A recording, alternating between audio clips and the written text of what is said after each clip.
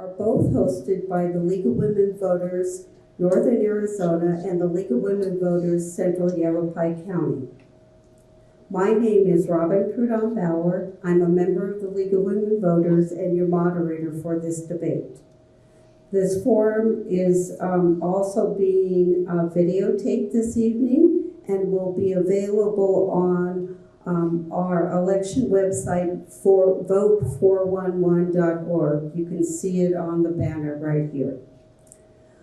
Before we get started, please take a moment to turn off or mute your cell phones, both as a courtesy to all of us in the room and also because unauthorized recordings are not allowed. The League of Women Voters, a nonpartisan political organization, envisions a democracy where every person has the desire, the right, the knowledge, and the confidence to participate. The League of Women Voters is an organization fully committed to diversity, equity, and inclusion in principle and practice. The purpose of the debate this evening is for the audience, all of you, to hear from the candidates on why they want to be the state senator from District 1. It is also an opportunity for you, the audience, to give questions to the candidates about issues that are important to you. The goal of the debate is fairness, civility, and engagement. With that, I'd like to introduce a few league people here tonight to help me out. First, I'd like to introduce Kevin Cook. Kevin, his role is to keep us on time, the most powerful person in the room. He has 3 signs. He has a 1-minute sign, a 30-second sign, and yes, the stop sign. He will raise the 1-minute sign to tell you you have 1 minute to go. He'll raise then the 30-second sign that says you've got 30 seconds to think about wrapping up your statements, and then he'll put up the stop sign. I ask that when he raises the stop sign that you end your sentence right away. Other league members in the room who are helping me out this evening, gathering and sorting questions are Mary Gassaway, Robin Lowe, Carol Johnson, and Mary Ann Kenny. Their role is to collect written questions from all of you and organize them into topics and hand them to me to present to the candidates. So let me briefly go over the format. It's a very easy format this evening. We'll have opening remarks from the 2 candidates. That will be 2 minutes long. We'll have questions from the audience, as I said. Candidates will be having 2 minutes to answer the questions, and then they have up to 3 minutes to do a rebuttal. So it's going to be wonderful to hear some maybe in-depth discussions about the questions that are being posed of the candidates. And the easy part at the end is the closing remarks. They'll have 2 minutes to give their stump speech. Why vote for them? Also, as I get started, I wanted to go over just a few ground rules for all of us in the room. The moderator's role is to manage the debate fairly to all the candidates. And the audience, with the goal to keep the discussion moving forward. The order of speaking has already been determined between the 2 candidates. The candidates are to be respectful of each other's points of view, speak with their mind freely, but do not engage in personal attacks. The candidates will not interrupt each other either. You, the audience, is asked to refrain from applauding or in other ways demonstrating support or non-support for the candidates and their comments.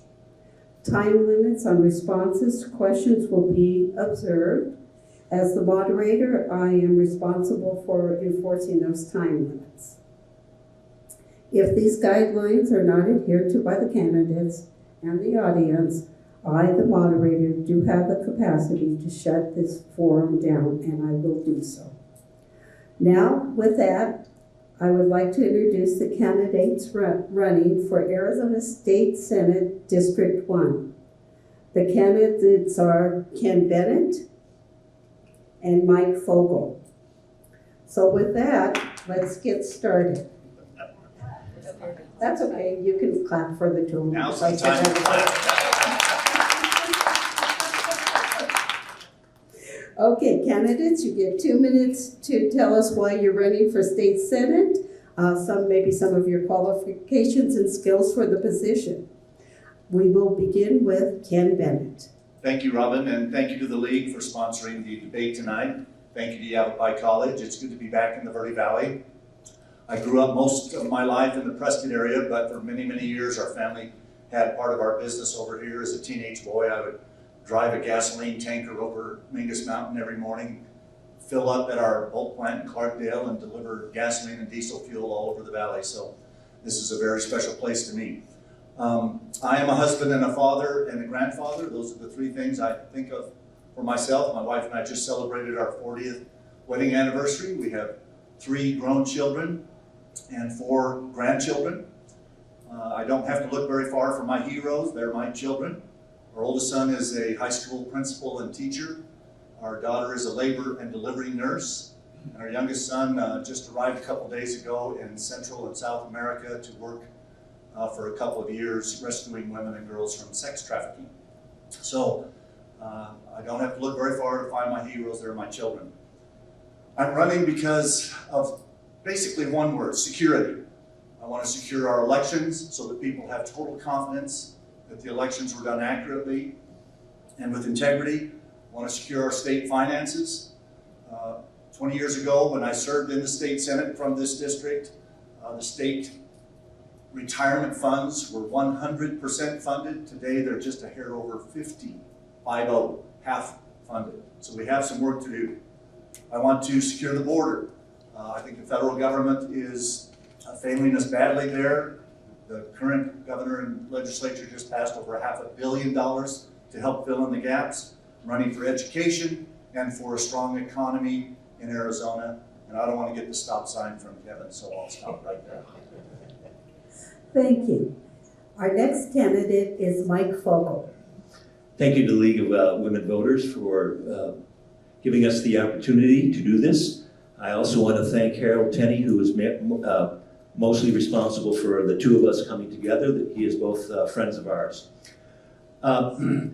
Treat others the way you want to be treated. My name is Mike Fogel, and I'm running for Arizona Senate as a citizen candidate, and I am not a career politician. I learned the golden rule from my mother and father, Mike and Joanne Fogel, who involved me in activism at an early age, whether it was church-related or community-related. We walked at picket lines to protest unfair hiring practices when I was young, but we also got involved in anything, whenever and wherever community needed service. And it was always in the service of the underdog and the common good. This is probably why I decided to become a public school teacher when I was a sophomore in high school. I moved to Chino Valley about 30 years ago, raised 3 boys there, married to my wife, Wendy Watson, who's here, and we've been married for 42 years. I taught high school social studies for 16 years, becoming nationally recognized teacher. I was also an award-winning basketball coach. At one point in time, I was actually the coach of the year in the Prescott area for basketball. I also then became a results-oriented administrator as an assistant principal and a principal in a couple of places. I once had a discussion with history students about Mel Gibson's movie, The Patriot, which I'm going to skip right now because I'm getting a little bit short on time. But the gist of that was that the American character is defined by underdogs fighting for the common good. And rural public schools in the state of Arizona are the underdog currently. The poorest of the poor and are among the lowest in per pupil funding, and this needs to be changed. Thank you. Thank you both. They're starting to get questions to me, so we'll go ahead and get started. Remember, you get 2 minutes to answer, and then we will do up to 3-minute rebuttals. Okay? So on this one, I will begin with Mike. You'll be the first to speak on this one. Yeah.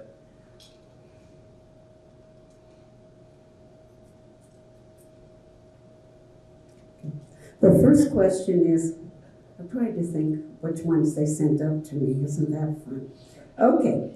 How would you create a good working relationship with local and county officials on regional and state issues such as water, short-term rentals, and affordable housing?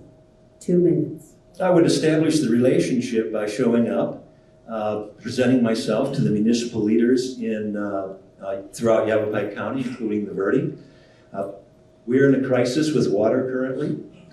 There's also a shortage of workforce housing, which the entire county is experiencing, especially Sedona and the Verde River region. And it is very important that we address these issues directly in the legislature, because we have an extremely important interest in water, because this is critical to our quality of life here, and it is very important that we take the time to work on conserving water in the Yavapai County. We need to work hard in the legislature to create bills that will allow us and allow the ADWR, Arizona Department of Water Resources, to measure the water that is coming out of our wells, especially outside of the AMA, which is Verde Valley currently is. And the reason this is important is because the AMA is being managed currently, which is Prescott and Chino Valley. Only 13% of the state is being monitored for its water use. 87% of the state is not. We need to change this. We need to have laws that give the the Arizona Department of Water Resources the ability to do that. And it has currently been, this kind of legislation has currently been. Thank you, Mike. You bet. Ken. I think the most important thing is to get to know these local elected officials. My first opportunity in public service was on the Prescott City Council. It's longer ago than I would like to admit, but in 1984, when I was just 25 years old, I got elected to the Prescott City Council. I think I got elected on my parents' and grandparents' good name.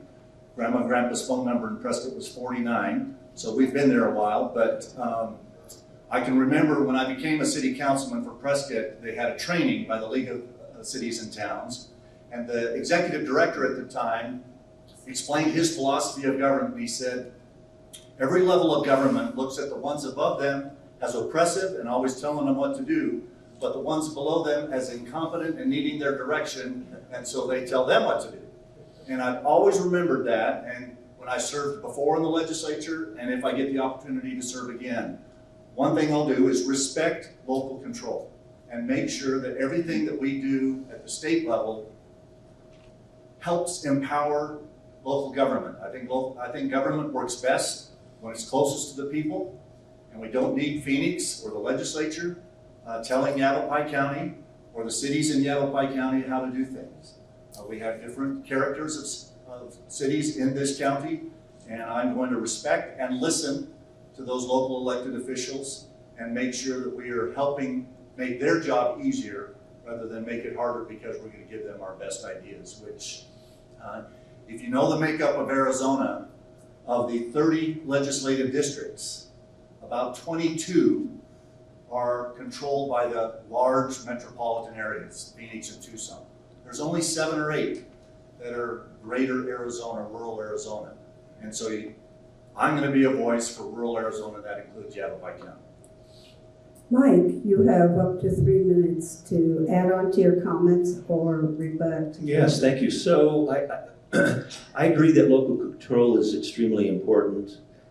And oftentimes the state legislature does get in the way, as it has done in the city of Sedona. And they have a short-term rental problem, housing problem that has been taken out of the control of the city council.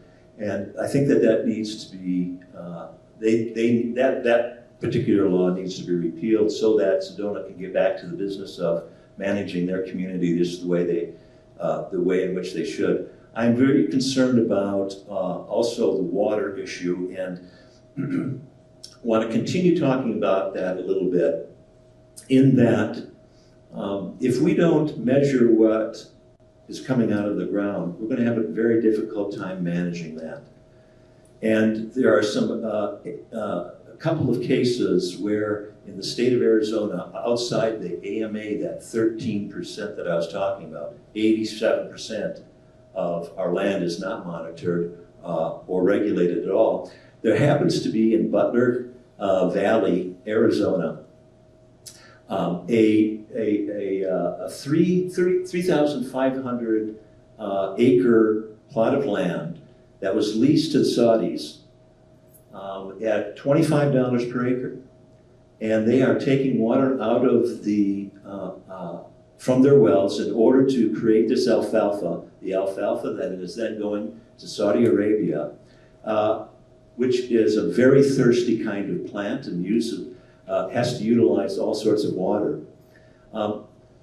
That is not good policy, and that's the kind of thing that needs to be avoided, and it's very possible, there's nothing that would prevent this occurring in the Big Chino Basin area from Paulden all the way up to Seligman. If we don't get control of that kind of this situation, which the legislature currently is not in favor of doing, we're going to have more serious problems. Lots of water can be taken out of that Big Chino Basin, which is the headwaters of the Verde River, which is currently dying, and it's the only alive river in Arizona. It's dying because of the amount of water that is being taken out of the aquifers. Okay? And so what we need to do is we need to get some controls on that. We need to measure what it is that is coming out of the ground, and then build regional management organizations, bringing all the stakeholders together to do what? To use the data that the state is collecting and to be making then good, sound, reasoned decisions on what is best for that water resource. Thank you. Ken? Well, the question's about relationships with local officials, but we keep going to water, and I think that's okay, because everything's important in Arizona until the faucet doesn't turn on, and then water is most important. Interestingly enough, even though only 13% of Arizona in land mass is covered in the active management areas, those active management areas cover about 85% of the population of Arizona. So we need to make sure that we are managing those active management areas. To me, the most important thing to say about water in the Verde Valley is that I want the Verde River to be as healthy or healthier in 100 years than it is today. I don't believe it's a dying river, and by far it's not the only living river in Arizona. You've got the San Pedro, you've got the Salt, you've got the Gila, you've got several others, but we need to make sure that we are being good stewards. By the way, we are using about the same amount of groundwater in Arizona today, with 7.5 million people, as we used in 1974 with about 1.5 million people. Now, what has changed? Obviously, the Central Arizona Project is the biggest change that has brought in water from the Colorado, but we've all heard about the challenges that the Colorado River is facing.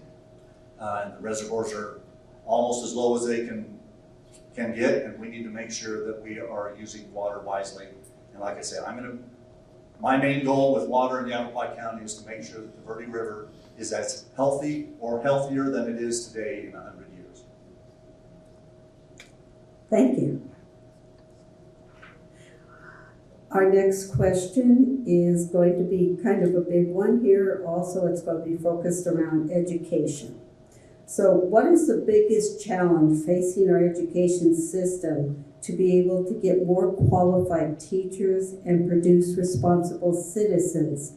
And I'm going to add on to this, please explain the aggregate expenditure limits effect on public education. Ken. Well, to me, the biggest challenge is how do we get more resources into the classroom? That's teacher pay primarily, but other things as well. For your information, the state general fund budget, which is the primary policy statement that the legislature makes each year, is where we spend the tax dollars of the citizens of the state of Arizona. The state general fund that was just passed by this legislature is $15.5 billion. By far the largest single item in that budget is K-12 education. It gets about $7 billion of the 15. Higher education gets another about $1 billion. So education is the majority of the state general fund.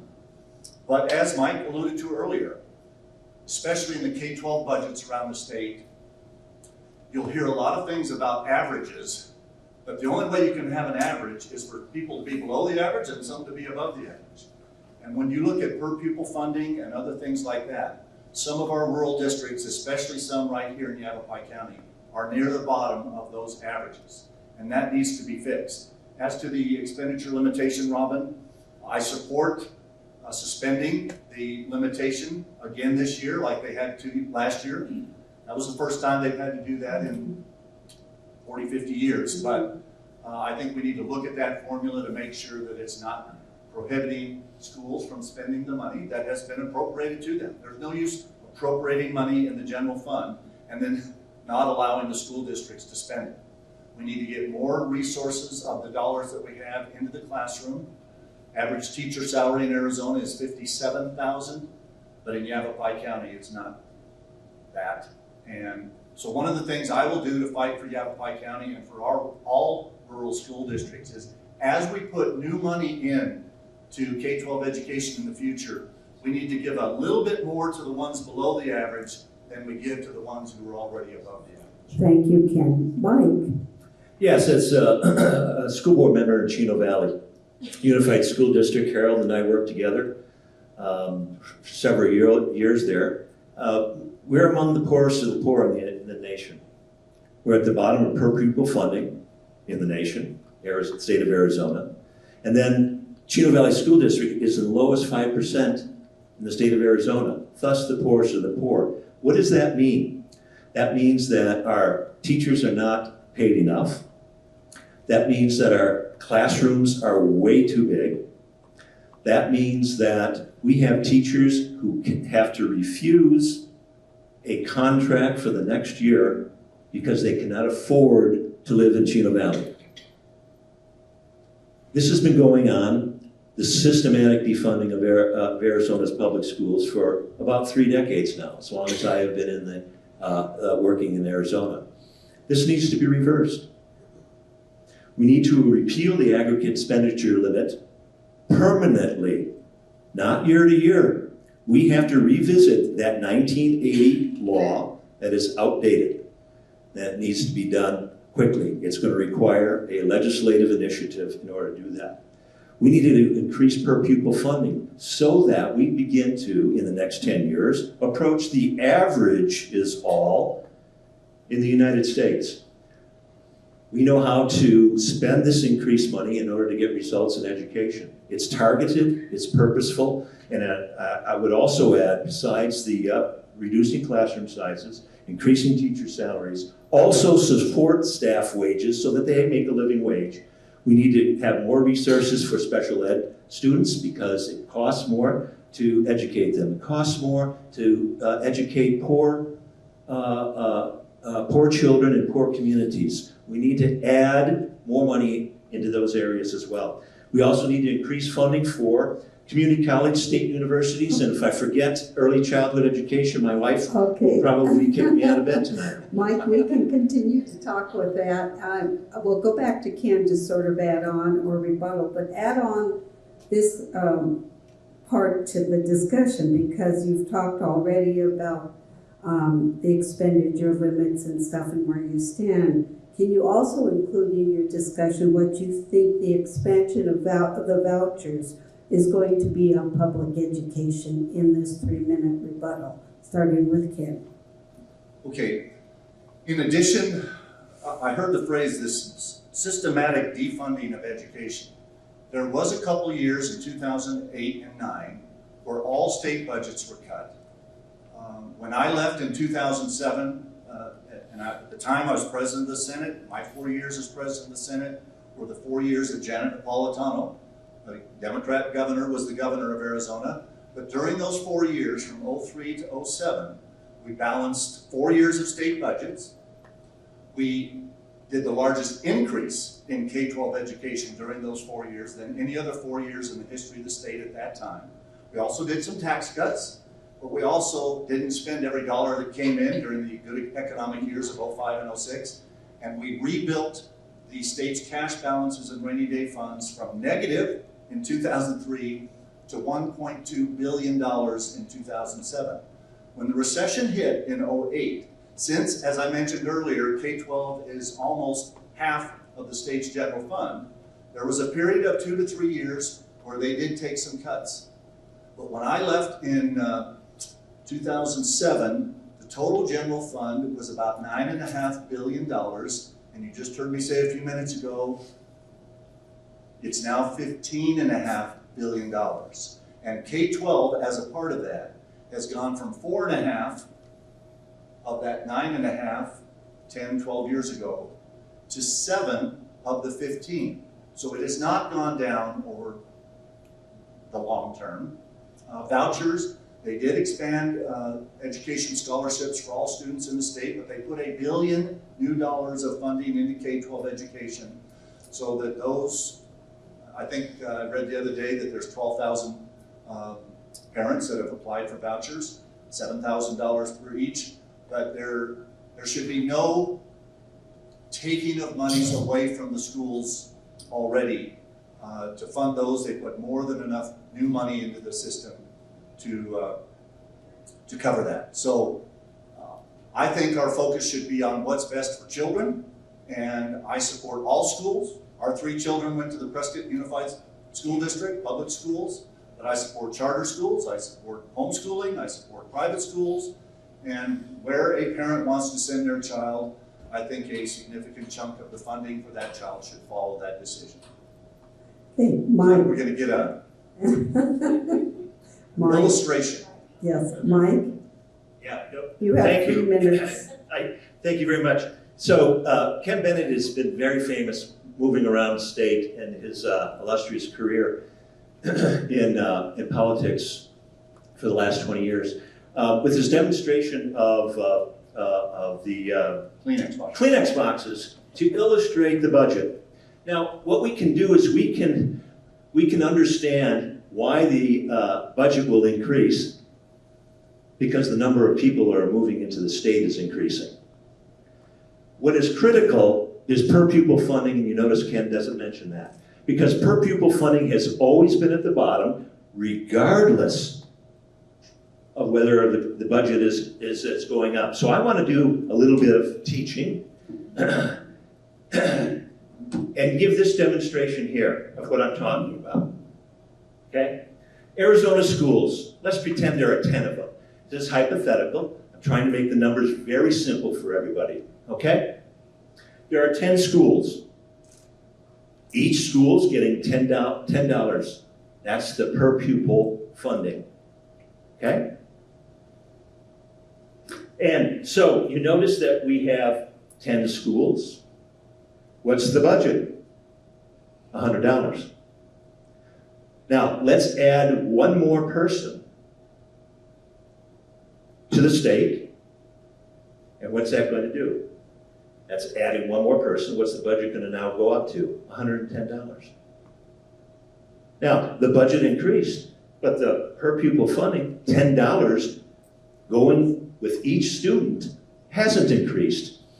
So that's meaningless in terms of education administrators being able to do what? Increase salaries increased supplies. It's the per pupil funding factor number that's the most important in school funding and administrators being able to be effective. Okay? This will reduce classroom sizes. Not until we increase per pupil funding. This will give us the opportunity to increase salaries for teachers and all the other things that I mentioned. Now, let's talk about vouchers for a minute. Okay? As it turns out, and the for-profit charter program, which I'm opposed to. Because at the root, corruption is at the heart of the school choice program. The monies that are flowing to charter schools and for-profit charter schools are not accounted for. And they're not accounted for in the same way that they are for public schools. This is wrong. This is the wrong way to manage. And it turns out that we, taxpayers, are being ripped off. For-profit charter schools is simply wrong. If I have, okay. Thank you. Let's move on from education to elections. Do you believe Arizona elections have had issues? And if so, what corrections should be made? And I'm going to add on to this is, how do you as a legislature ensure that Arizona continues to have fair elections, including mail-in voting, early voting, voting centers? And I'll begin with Mike. Could you just repeat the first phrase of that question? Do you believe Arizona elections have had issues? And what corrections should be made in them? Yeah, I don't believe that there have been meaningful issues with the elections in Arizona. The major problem with me with regards to the last election is that we wasted about $9 million in taxpayers' money for a third audit that became a joke in the United States, of which Ken was a liaison to that audit that was called for by the Senate President. There was no need for it. There had already been 2 audits leading up to it. I understand how this system works because I have been a poll worker for years. There is excuse me, there isn't an institution in this state that has higher integrity than the electoral process. And the problem is, we currently have in the top seats, the top offices running for the Republican Party, who are election deniers based on nothing but a lie. And they're promoting that there is continue to be fraud. And they are also calling for things that will take one person, one vote away from you and me. And this is destructive to the democratic process and our democratic republic. We cannot let that happen. Mr. Fincham is going around the state and saying that, in fact.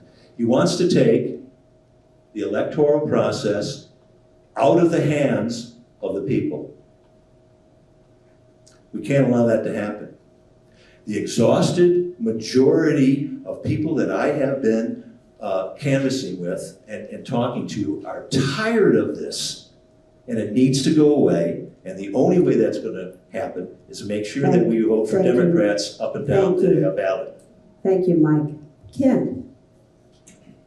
Well, I'm not Mr. Fincham, and I'm running for state senator in LD1. Are elections perfect? Of course not, because humans are not perfect, and we conduct elections with humans.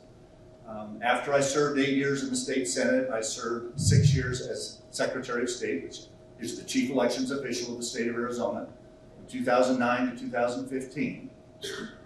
I oversaw 12 statewide or multi-jurisdictional elections during that 6 years, more than anyone else now alive in Arizona since Rose Mofford passed away a few years ago, including the only recount of a statewide election that we had to do in 2010. One of the ballot measures that voters voted on in 2010 passed by 126 votes out of about 2 million votes. First time in the history of the state it triggered having to do a statewide recount. And we recounted 2 million votes, and the result changed by 12. So I believe that our election processes work pretty well, as long as there's not any malfeasance or interference by anybody on either side. We have way too many people on both sides. In 2016, we had a lot of Democrats saying there was something wrong with the election, Trump wasn't a legitimate president, and all kinds of troubles had to have existed. In 2020, we had Republicans saying the opposite. I did not run the audit. I offered to help the Senate in any way, and Karen Fann asked me to be the audit liaison. But was the audit needed? It says the audit wasn't needed. If you boil the election down of 2020 down to numbers that we can all understand, let's call Arizona a shire. That was 1,000 people in Old England. It was a shire. And if Arizona was a shire with 1,000 people and 80% chose to vote, as they did in 2020, that's 800 votes. Here's how close the election was in Arizona out of 800 votes. Biden got 401, Trump got 399. Now, what's wrong with verifying an election by having an audit? And I'll address it in the rebuttal time. Okay, thank you. Mike? Yeah, Get up to 3 we just minutes. didn't need 3 audits. And we didn't trust the Honorable Secretary of State, who had completed 2. To compare the objections to the 2016 election to the 2020 election, Ken, is ridiculous. The objections to the 2020 election ended up in an insurrection by terrorists on the American Capitol. And it was all based on a lie, of which we have several candidates in the state of Arizona, including the LD1, not Ken. But Selena Bliss is an election denier. And those folks we can't trust that they will make the proper judgment once they are in office. Ken, would you continue to have audits after the Secretary of State has accredited the elections in the future, like Karen Fann, who Am I allowed asked to you, answer? and I think during your time. Okay. I think In court, are you through Mike? He can incorporate it in his answer. Right. Okay. And this is a direct threat to our democratic republic. Thankfully, and we know all about this, Mr. Bowers, what a great American hero he was, standing up to the great lie and saying, no, I am not going to have anything to do with turning the election in the state of Arizona. And what happened to Mr. Bowers in the last election? This is dangerous stuff, ladies and gentlemen. This is changing the way in which we dangerously, possibly changing the way we have functioned as a government in this in America. In America, okay? It's taking the power away from the people. We can't allow that to happen. The other thing that's happening also is that we're normalizing political violence. There are plenty of people in the Republican Party who are okay with and want to downplay what happened on January 6th. And in fact, we have somebody who is running for office in LD1 for the House, okay, Quang Nguyen, who is a proud member of the Oath Keepers, who were, leadership of which are insurrectionists, are on trial for insurrection right now. Can we trust these people? Thank you, Mike. Ken? Well, it was stated that the Secretary of State completed 2 audits, so we didn't need the audit that the Senate asked for. The Secretary of State did no such thing. I was the Secretary of State for the state of Arizona for 6 years. The Secretary of State's office does not audit any county elections. It does the canvass, the official results of the audit after everybody sends in their results. The Secretary of State's office does not audit any county elections. We do have a procedure in state statute where within 24 hours after the election, after election day, so Wednesday, sometime on Wednesday, each county is supposed to do what's called a hand count audit. That's where they set aside or select randomly, it's supposed to be, they randomly select 1 to 2% of the ballots, and they hand count those with bipartisan teams and compare those hand counts with the machine counts. I support that. I oversaw that as far as the election procedures manual that the Secretary of State's office is in charge of adopting so that the counties know how to do those things. But the Secretary of State's office did not audit any elections in 2020. And as I said earlier, when you have an election that is within 2 votes out of 800, Biden got 401, Trump got 399, there's nothing wrong with auditing elections. To your question, Mike, yes, I would support audits going forward. I believe, in fact, I proposed specific legislation that would have each county produce 4 pieces of data publicly before and after every election that allows the elections to be totally transparent, trackable, and publicly verified. Those 4 pieces of data is, first of all, before the election, the list of who was registered to vote by name and address. We don't need social security numbers or cell phones or anything, just name and address of the precinct, who was registered to vote. The second piece of data after the election occurs, who voted by name and address. Between those 2 lists, we can verify that no one was either registered or voting more than 1 time. The third item would be release the images of the ballots that the machines make when they scan the ballots through. There should be 1 ballot image, no more, no less, for every one on the who voted list to verify that there was no introduction of any unauthorized ballots. And the 4th item that the county should release is what's called the cast vote record. It's a record, it's a spreadsheet. It's kind of the tabulation spreadsheet. The rows on the cast vote record are each ballot, and the columns on the cast vote record are the choices the voters had on their ballot. With the ballot images and the cast vote record, you can look at any ballot and make sure it was tabulated correctly, and you can go to the total columns, or the column totals, and make sure that the county reported the correct totals. Thank So you, yes, I Ken. do support audits. Thank you, Ken. We might get back to this question because there seems to be a lot of discussion going back and forth on it. Well, why don't we go ahead and do that now? I'm going to give you both 1 minute more to really answer the question. As a legislature, what would you do to ensure that Arizona has fair elections, including mail-in early voting and voting centers? So let's get that question answered in that. Mike, 1 minute.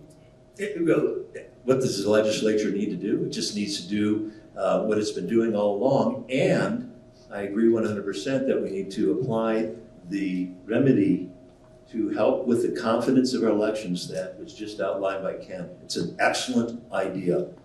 The only reason we are in that position is because questions about the election became so rampant that there was accusations of a fraud that never existed.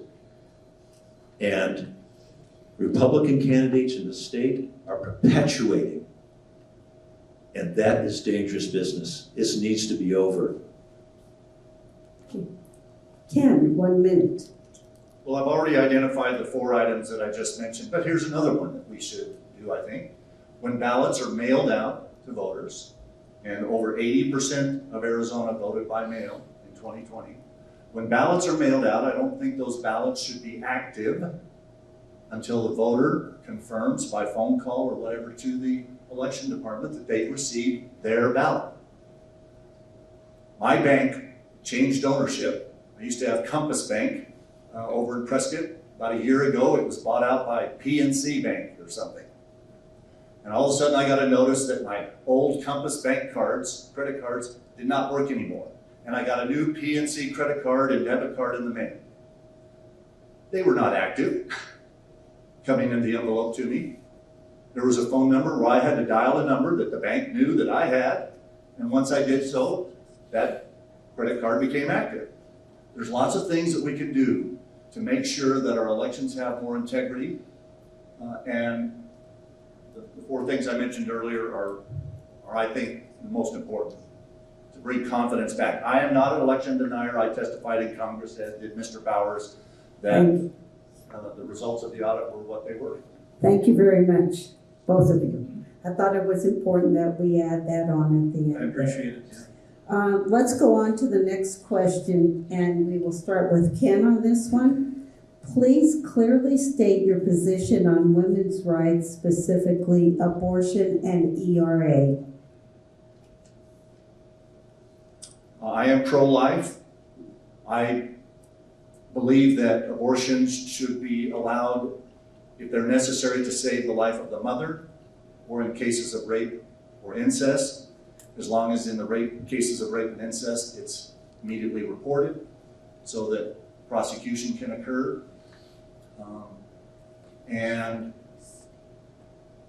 But once you get to a point where that child's heart is beating, unless you're saving the life of the mother to end the life of the baby, I do not support abortions, especially late-term abortions and even the partial birth abortions that I think are abhorrent. And I think life is sacred, and when we engage in the creation of life, we are sharing a God-given ability between the sexes to accomplish just that. And once a life is created, I think we need to protect that life, unless we need to save another. Mike. I believe that banning abortion in any shape or form is government overreach. I trust women to be able to make the decisions on their own in consultation with their doctors. And I can only imagine how tough a decision that would be, and it is as personal, as private a decision that anyone would have to make. So I am in favor of protecting reproductive rights. I believe that the healthcare rights need to be equally accessible to all individuals, that is a constitution that is based in the Constitution. And we just need to leave the decision, the private decision, up to that mother and the doctor and whatever relationship that person has with her creator. I'm also a little bit concerned about how the continued elimination of individual rights may take place as a result of the latest Supreme Court decision.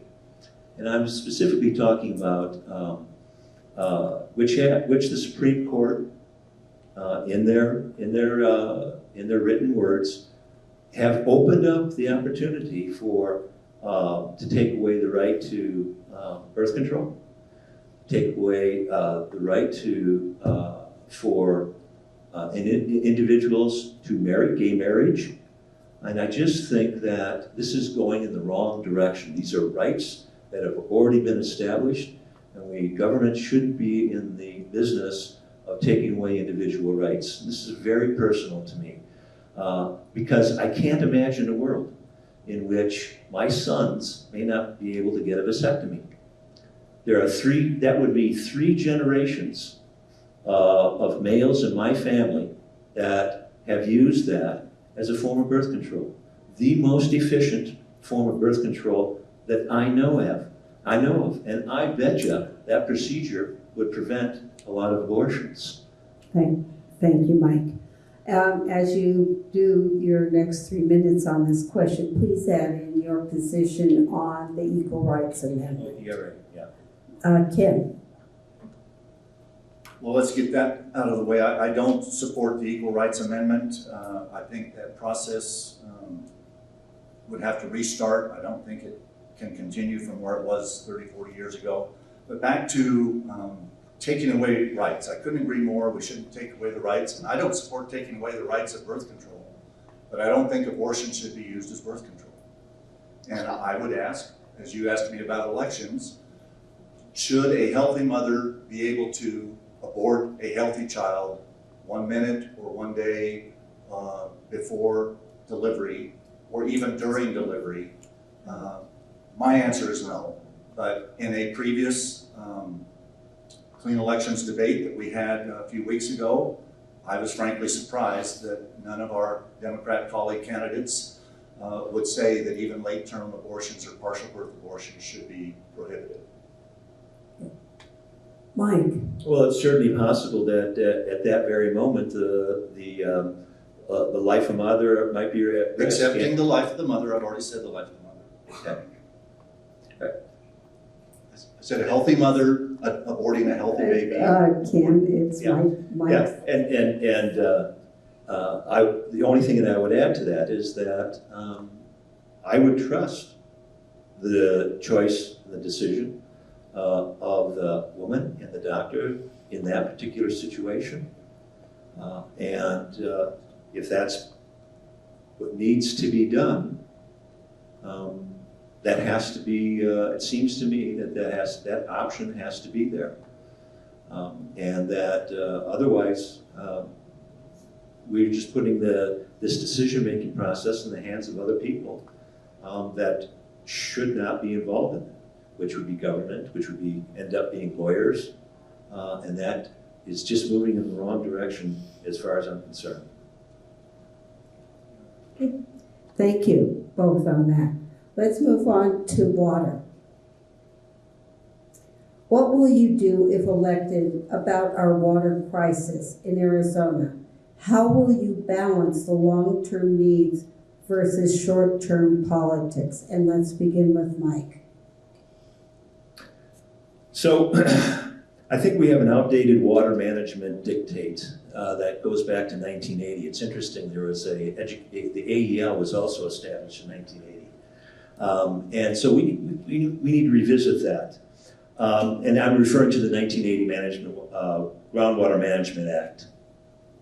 That needs to be modernized, and we need to require that anybody who wants to draw water out of the ground, and especially developers creating developments, that there are incentives and penalties that go along with not recharging the water that needs to be recharged, which was the mandate of the 1980 Groundwater Management Act. By the way, our current AMA in Prescott is supposed to have as much water coming out of the ground as it is going into the ground right now, and guess what? It will not meet that goal.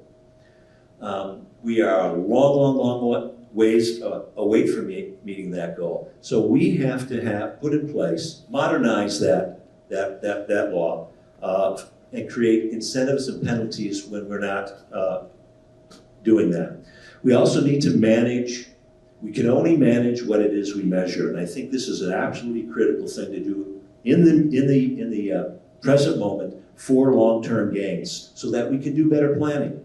And there have been legislative bills that have been presented in the legislature, and especially this last one, the last legislature, House Bill 2467, that would have mandated just that we start to measure what is coming out of large wells outside of the AMAs, like that includes the Verde Valley, all right? And that bill never was heard because it was controlled by a chairman of the Republican Party that was not interested in hearing this.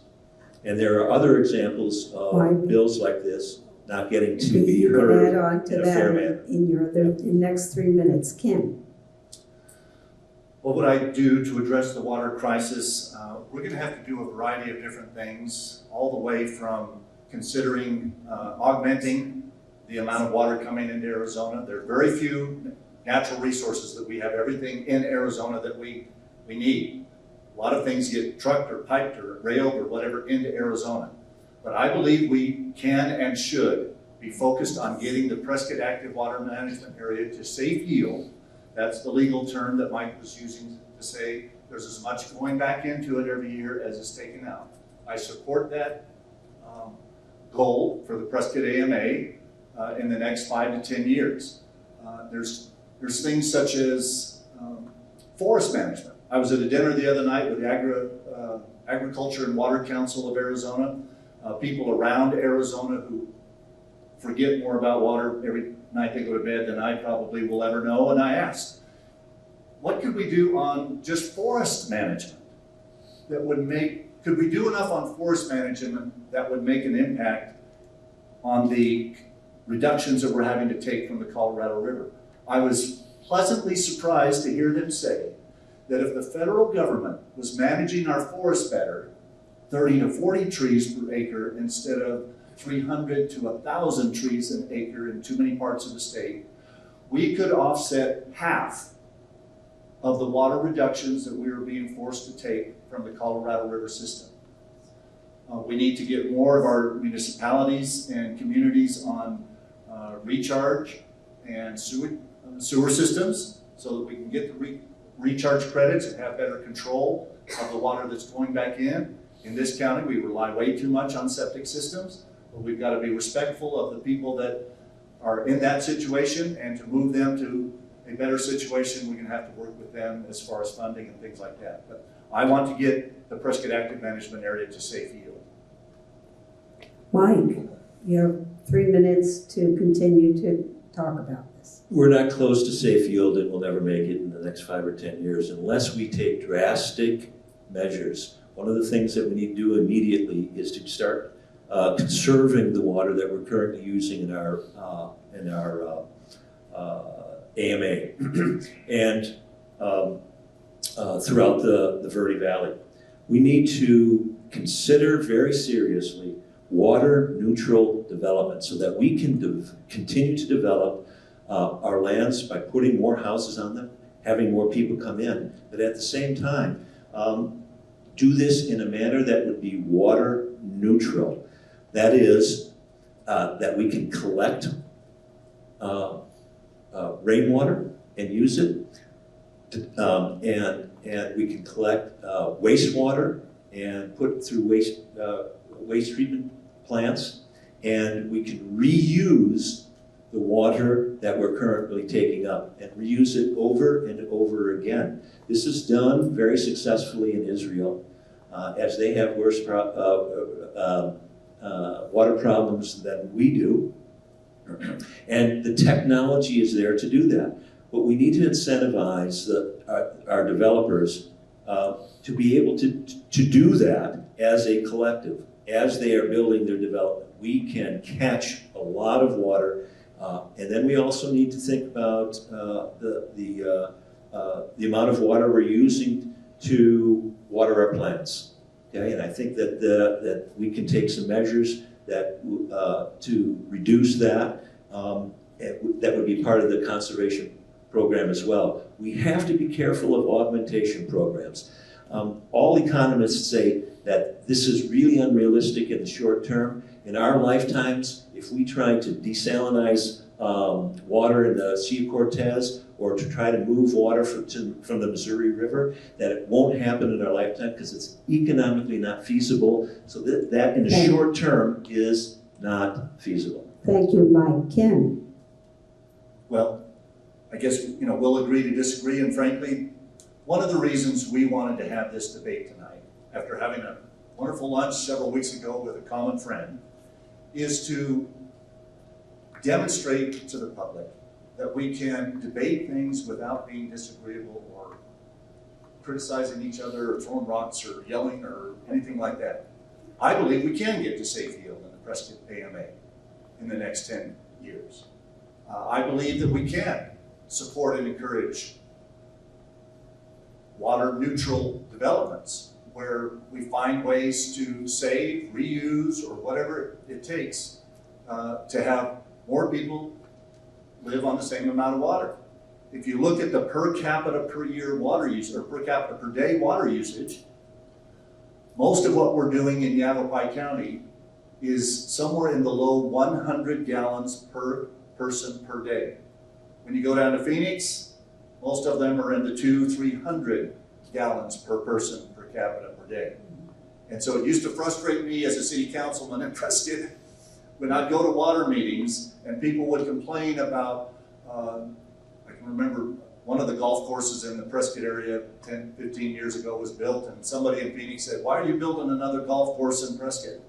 Well, I wanted to hold up a mirror to the number of golf courses that are down in Phoenix, because even at that time and still today, the per capita per day usage up here is much better than some of our critics down in the valley. Okay.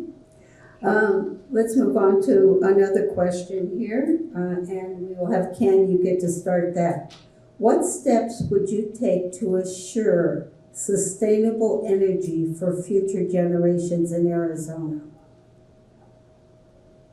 The steps I would take is to consider all sources and not politically pick and choose winners and losers because of different political agendas. When you try to pick and choose winners by setting policy that punishes some or drives others out of business and says, "Oh, we want these," you may have, maybe we haven't realized, but California gets 65% of their energy from renewable sources. They had 21,000 outages of electricity or brownouts last year. Each one was calculated was probably about a $1.5 million effect on their economy. You've got things going on in Texas where they've had brownouts. So to me, the best way for sustainable energy is consider all sources as good sources as long as they're environmentally responsible. So wind, solar, nuclear, clean coal, natural gas, hydro, anything and everything available to Arizona to provide a reliable water grid or a reliable utility grid, we should embrace. The legislature should set the policy. I'm pleased to hear some of the people running for the Corporation Commission who are talking about giving policy making authority back to the legislature and them not trying to do as they've tried to the last few years. So let them regulate the rates and make sure that we have a reliable energy grid and consider all possibilities as things that will help us. Mike? I think I would agree fundamentally with what Ken has said so far, in that we need to have a balanced approach.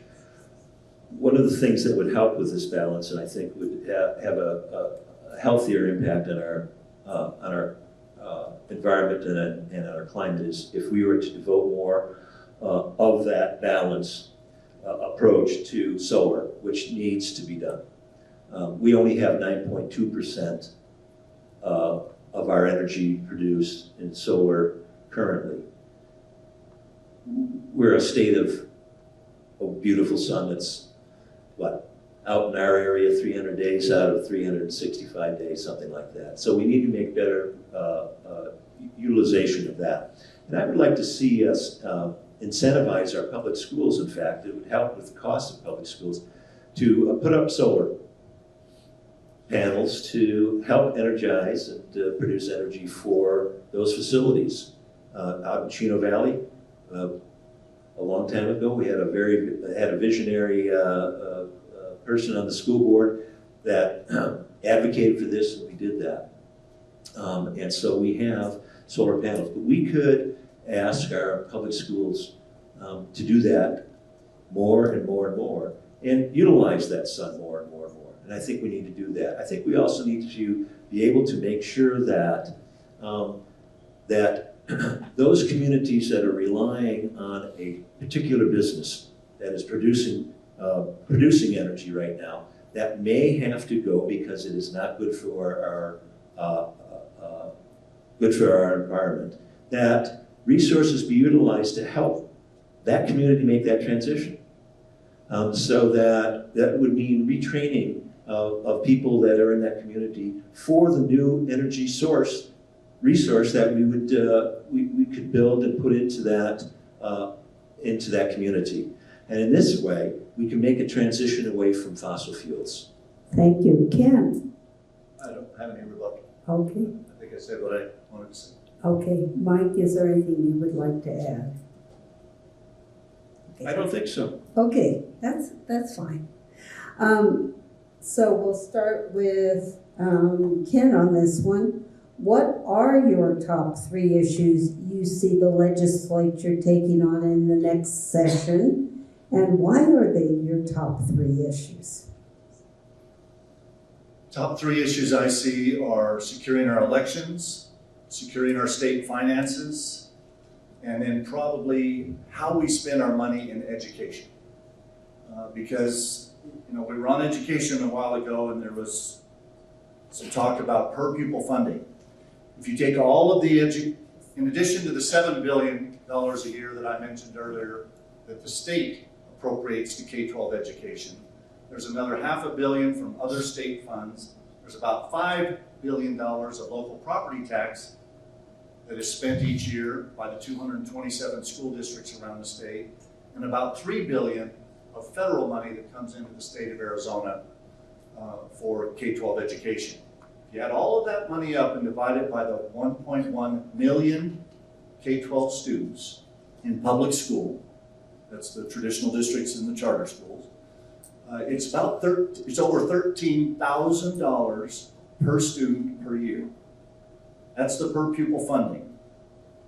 Now take a classroom, average class sizes are probably closer to 30, but let's be conservative and say 25.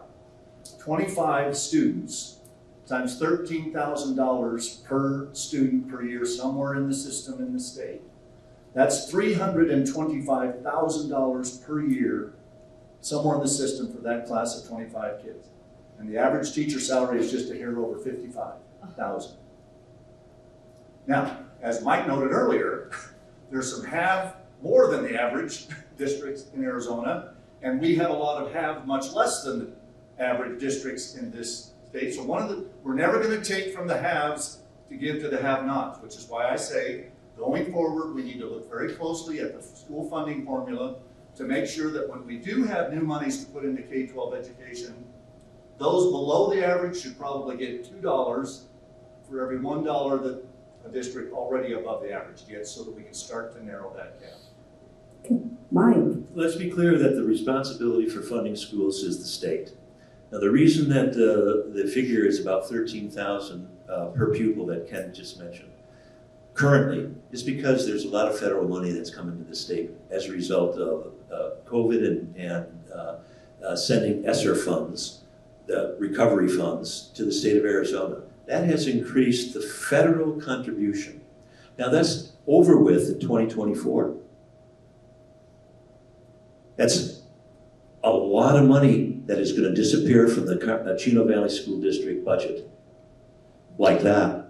We currently are funding 8 teachers using those funds. In 2024, unless things change, I got to reduce 8 teachers from our roles. That means it's going to increase classroom sizes, okay? And it's going to make our teachers' ability to provide the highest quality education to our students much tougher to do. Okay? Ken keeps avoiding the per pupil funding factor. All of what he has said is accurate. However, we're still at the bottom of per pupil funding in the nation, which means we're not competitive. And the responsibility of the state of Arizona is to fund it, and it has been doing so irresponsibly for 30 years.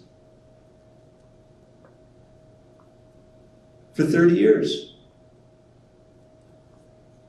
That's what needs to change in order for us to have healthy schools throughout the state of Arizona. And rural Arizona, Yavapai County schools are particularly in bad shape, okay, because they have been neglected.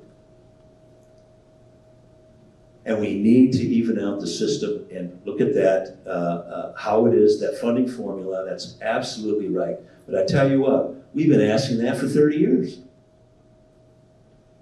It won't be addressed unless the legislature changes. Ken, would you like to add to that? Well, the legislature was in Republican control. Democrat governor, as I said, during the 4 years that I was president of the Senate, and we put more new money into K-12 education between 2003 and 2007 than any other 4 years in the history of the state at that time. Yes, there was a time where all state budgets had to be trimmed. I mentioned that I left in 2007. When I left in 2007, the state general fund budget was balanced at $9.5 billion coming in and $9.5 billion going out, and we had rebuilt the rainy day fund to $1.2 billion. In the next 2 years, when Janet Napolitano was governor and a guy named Tom O'Halloran replaced me in the Senate, when the recession of 2008 hit and the $9.5 billion coming in went down to $7.5 billion, they increased spending to $10.5 billion a year and created a $3 billion a year deficit that did exactly what Mike said, caused severe cuts to occur during the 2008, 2009, and early 2010. But we are back to, under Republican-led legislatures for the last 12 years, we're back to well above those numbers. As I said, it was $9.5 billion in 2007. The budget that they just approved was $15.5 billion from the state general fund alone. And the federal money is not all going away in 2024. There's about $1 billion of the $3 billion that the state is receiving of federal funds right now. You could at most say that $1 billion of that, 1/3 of that, is related to COVID monies. And if those go away, that's going to hurt. But our first reaction to losing some money should not be cutting teachers. Teachers are our first priority, and we should use something akin to priority-based budgeting, where whatever money we have, the first dollars go to our first priority, which is teachers. Second dollars go to whatever a school district decides is their second priority. I think it's a good principal in each school. Third, it's probably the secretary that keeps track of everything. Fourth is you got to turn the lights on and pay the utility bill. On and on and on. We will always run out of money, but we're going to run out of money on priority 106 or 92 or whatever the number is. We shouldn't immediately jump to, we're going to cut teachers out of our priority budget number 1 box. We must use the money that we have better. And yes, as we have the opportunity to put more in, address that funding gap between the have-nots and the haves by giving the have-nots a bigger share going forward. Mike? Yeah. Excuse me. So the original question was our 3-time priorities. Yes, all we're doing is focusing on education right yes. now. Yeah. And what, So why are they your 3 top priorities? Yeah, exactly. So we just need to be more competitive as a state. We need to get the per pupil funding up to about the average. We have plenty of resources in the state of Arizona in order to do so. Currently, and to refer to the recession that took place in 2008, 2009, when there was a drastic cut. By the way, it was the worst cut of any state in the nation. We weren't prepared for it. And there are things that we could do to better prepare for that so that we don't have structural deficits, which is what has resulted from the Republicans being in charge. Now, there are increases that have been taking place, I agree 100%, with lots of pressure from Democratic governor, and also teachers getting in the streets. Red for Ed took place in 2018, leveraged the governor to do something, okay, which he was reluctant to do. And this is what we are forced to do over and over and over again, okay? We have not recovered as much as there's been increases in funding. We have not recovered from that 2009. We're still a long ways away, and we have the resources to do it. I want to talk about the $411 billion GDP we have in the state of Arizona in 2021. I don't have updated because it's going to be updated soon. We'll get that data, okay? And at that point in time, it was $5.6 billion of that GDP, okay, that was put into education. You want to know that that's 1.4% of the GDP?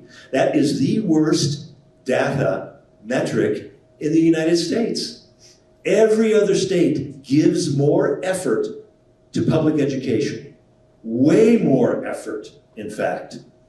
Now, a lot of folks in here don't know that. Well, I did mention that I was a basketball coach. And as a basketball coach, and as I'm evaluating talents and I'm looking at how players are playing the game, number one thing I'm looking at is effort. Effort. And what happens when that athlete isn't giving the best of effort? They go to the bench. This is what we need to do with our current legislature. Put them on the bench because they are not putting forth the effort that is required for us to be competitive in the United States. Again, I agree that there have been these increases. Remember my demonstration. We are still at the bottom. Per pupil funding, that's the only way we improve things in our schools. Thank you, Mike. Is to increase that. Thank you. Thank you. We have time for one more question, then we're going to go to closing comments. And actually, on this one, if you can keep your rebuttal less than 3 minutes, that would be lovely, and we'll be right on time. So, what steps do you believe are needed to reform our criminal justice and prison systems? Mike, you get 2 minutes on that. Gee whiz, reform our criminal justice system. And prisons. And prison system, yeah. Well, I think that the main thing we need to do is we need to focus on restorative justice. And what we need to pay attention to are helping the lives of those people that find themselves incarcerated. And one of the best things to do is to make sure that people who are suffering economically don't have to suffer economically. We'll find that there will be less crime. Okay? And there are plenty of people who are suffering in the state of Arizona. 33 to 50% of working people working every day, full-time job, every day, with families, tell us that they are struggling, unable to make a living, support their kids because of the increasing costs of what? Housing? We're in crisis there. Education? Healthcare? Okay? We take care of these kinds of things and we make sure that the economy is working for all people, especially working class people in this state. We're going to see crime reduced. Now, so the suggestion then was, once we have criminals, let's focus on restorative justice. Let's develop programs for people who are in prison that once they get out, they can function, make a successful transition back into society. We need to put resources in that. That means educational programs in our prisons. So, there's the stop. Thank you. Ken. Well, first of all, I think at the earliest stage possible, we have to reinforce to our young people that there are consequences for their actions. And if they disobey the law and break the law, they're going to be punished. Now, as we meter out that punishment, we need to find ways to bring them back. I think mentoring programs should be used much more, especially at the early ages after somebody's only committed 1 or 2 crimes. Because if they come out and continue to commit crimes and even get worse with the crimes they do commit, then it just escalates from there. I think career and technical education needs to have more focus in our society. Not every child in high school needs to end up in a college. I look at the W-2s that we send out each year, our family business, we have a trucking company, and we have a lot of truck drivers that make 6 figures a year. And there's lots of things in career and technical education that we could do. I think Mike's exactly right that there's a lot of people suffering. I think a big reason for that is the inflation that has occurred because of policies set mostly at the national level. If you're going to cancel pipelines and do things and then wonder why fuel prices went up, that then translate into higher costs in just about everything we do, it shouldn't have surprised you. But fundamentally, we need to help people that have made early mistakes in their life get back in through mentoring programs and get back in to be functioning members of our society. Mike, how about 2 minutes on rebuttal with this, and then Ken? Okay? The middle class and working class people in the state of Arizona have been suffering long before the inflation that we've been experiencing. And we need to address that in a meaningful way. We need to address that with a different tax policy than we're currently have in the state of Arizona. Federal policies, this is interesting.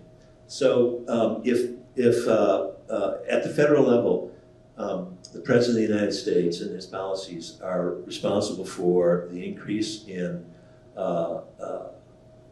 gas prices, we should all be happy to know that in the last 3 months, 4 months, what's happened? I'm now paying $1 less. Well, he gets to be credited with having done that as well. But I would strongly suggest that he has less control over that, and most economists understand that than is understood by a lot of people. By the way, there are more permits being offered to our gas-producing, oil-producing companies than ever in the history of America. We are now going to produce this year more oil from this state than has ever been produced before. Wow, high supplies, okay? Now, maybe the war in the Ukraine has had some effect on oil prices and inflation. If we have higher oil prices, we know very well that's going to increase inflation, okay? Guess what? It's all coming under control because markets are starting to do what they're supposed to do. It has very little to do with policies of the President of the United States. Hey, let's get more career and technical education, Ken. That means up here in Yavapai County. That's one of the most successful programs that we have in our education programs. Career and technical education. That's just more money, more per pupil funding. Thank you. Ken? I said what I need to say, I think. Okay. With that, we've gone through all of the questions we've gotten tonight, and why don't we roll right into closing statements, and you give a 2-minute closing statement. And I will begin with Mike Fogel. Well, first of all, I want to thank Ken enormously for agreeing to do this and meeting with me at lunch with our friend Harold Tenney. And it's actually been an honor to be sitting next to you and debating somebody with your stature in this community and this state. It's actually kind of been a very personally satisfying part of my, it's sort of on my bucket list, that I might be able to do something like this. Never dreamed I was on somebody's bucket list. But I think that it's clear that there are differences between Ken and I's approach to governing and our ideas with regards to policies.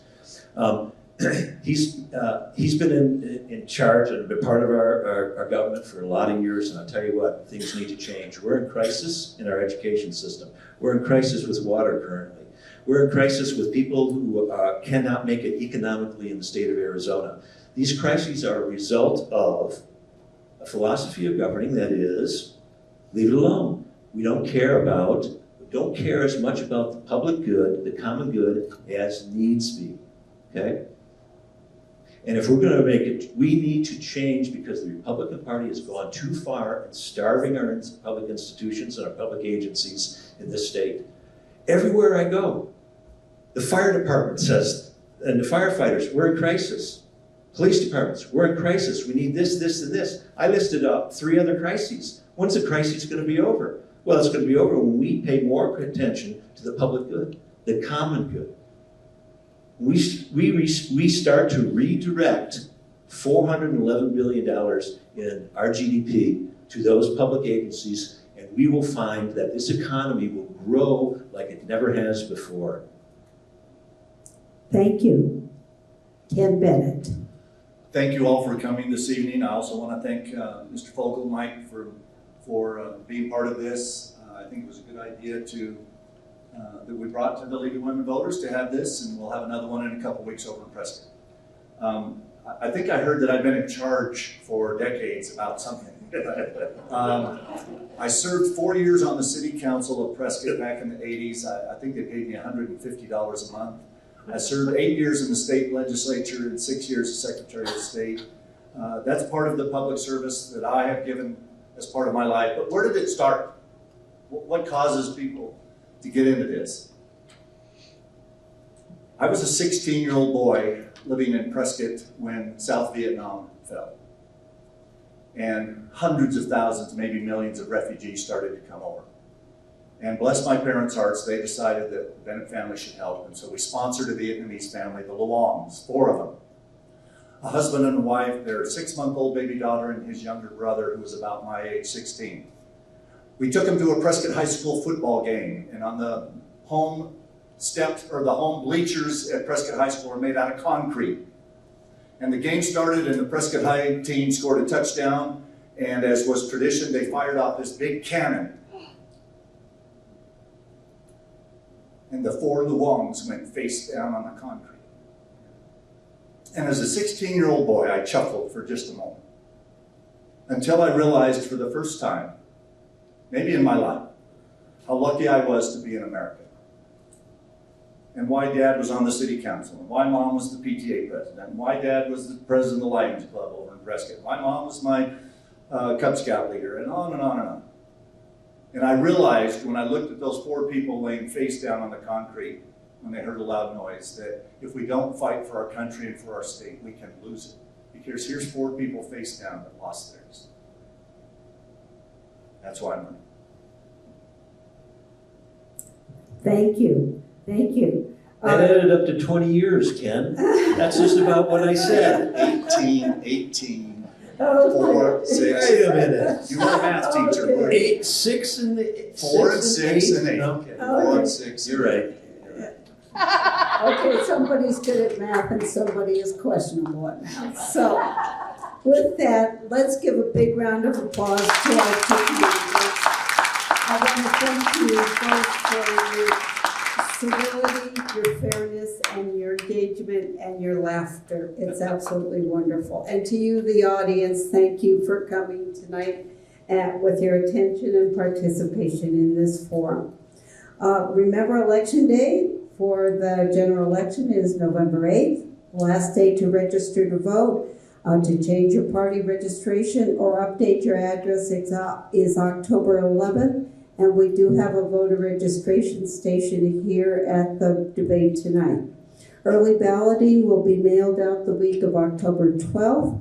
Voters on the active early voting list are automatically sent a ballot for this election. When filling out that ballot, be sure your signature is your original signature. That's always hard. Okay. When returning your ballot, you may drop your ballot off at any official ballot box or voter center before 7 p.m. on election day. If you are mailing your ballot through the U.S. Postal Service, please mail it at least 7 days before election day. Postmarks do not count. For any voter registration or election questions, please contact your local election offices in Yavapai and Coconino counties. So, also, in closing, remember if you didn't get a question asked here, Tonight, please feel free to ask the candidates. They'll, after this forum closes, they'll be hanging around for a few minutes. And of course, please remember to vote. Elections are important. Your vote is very important. Voting is people power.